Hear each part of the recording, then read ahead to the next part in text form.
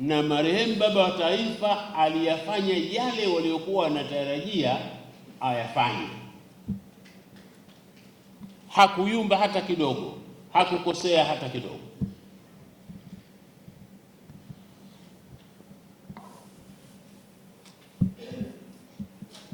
Lakini la tatu, na hili alilisema marehemu baba wa taifa mwenyewe baada ya kupata uhuru.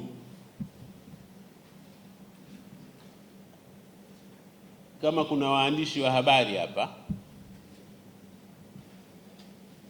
kutoka magazeti ya serikali ya Daily News, wanaweza kwenda kwenye archives zao kuangalia.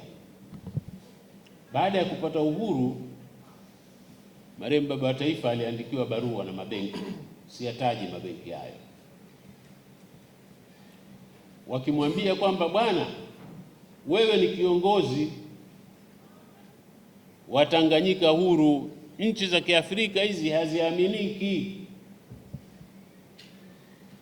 Sisi tuko tayari kukufichia amana zako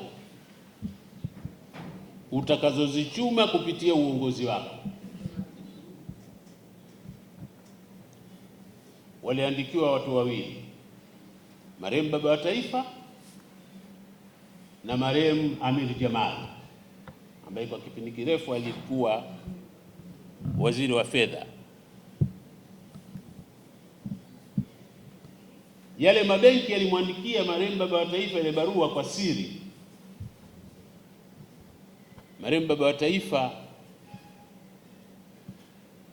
alipoisoma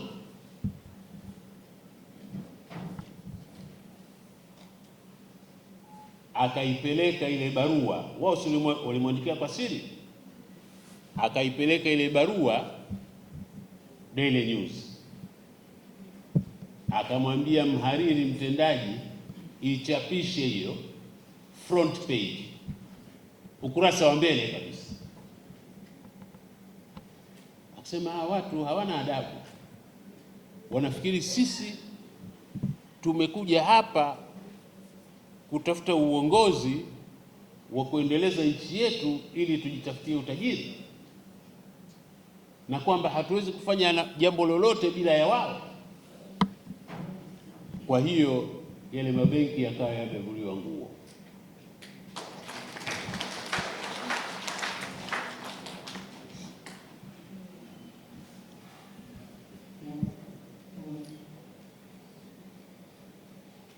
Jambo jingine ambalo ningependa kulisema,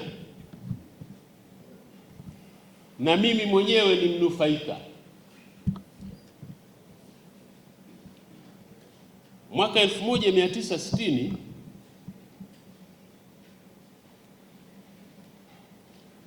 Tanganyika kama ilivyokuwa wakati ule ilipata serikali ya madaraka ya ndani, wanaita kwa Kiingereza internal self government,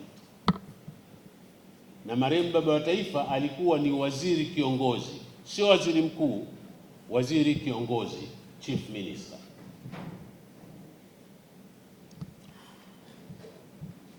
Katika moja ya hotuba zake, na kwa sababu alilitilia sana mkazo suala la elimu katika wale maadui watatu: ujinga, umaskini na maradhi, alisema kwamba hakuna kijana yoyote, mtoto yoyote wa Tanganyika atakayekosa elimu kwa sababu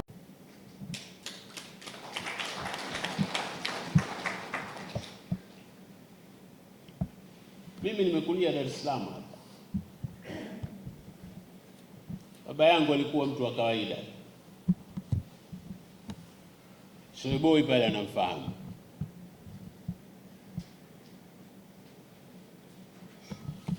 Alikuwa anafanya kazi bohari kuu, lakini siku zile walikuwa wanaita subordinate staff. Kima cha chini kilikuwa shilingi 90.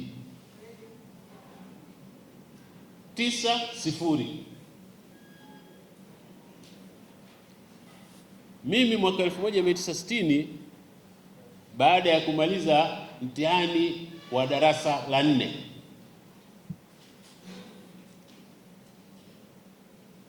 nikachaguliwa kwenda shule ya kati middle school Magomeni pale, siku hizi inaitwa Ali Hassan Mwinyi, ilikuwa Magomeni Boys Middle School. Ada ni shilingi 90 kwa mwaka.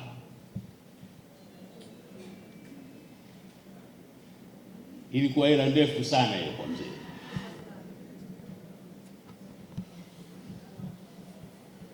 Lakini kutokana na kauli ile ya marehemu wa baba wa taifa akiwa waziri kiongozi mwaka 60, mzee alishauriwa aende ofisi ya DC Ilala pale ofisi ya mkuu wa mkoa wa Ilala zamani ilikuwa ni ofisi ya DC wa Mzizima.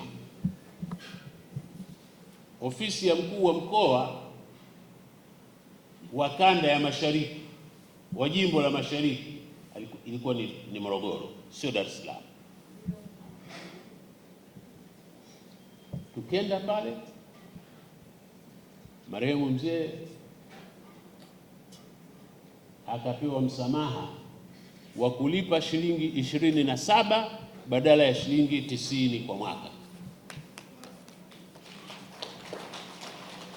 Tulipe shilingi 9 kila muhula.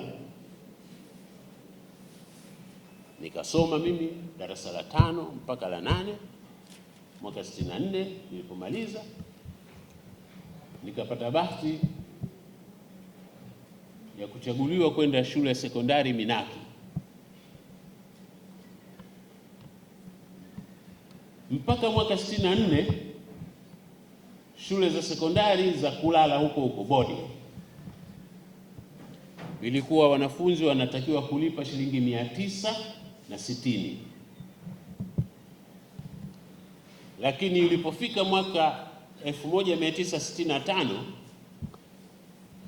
ada katika shule zote za serikali za sekondari zikafutwa.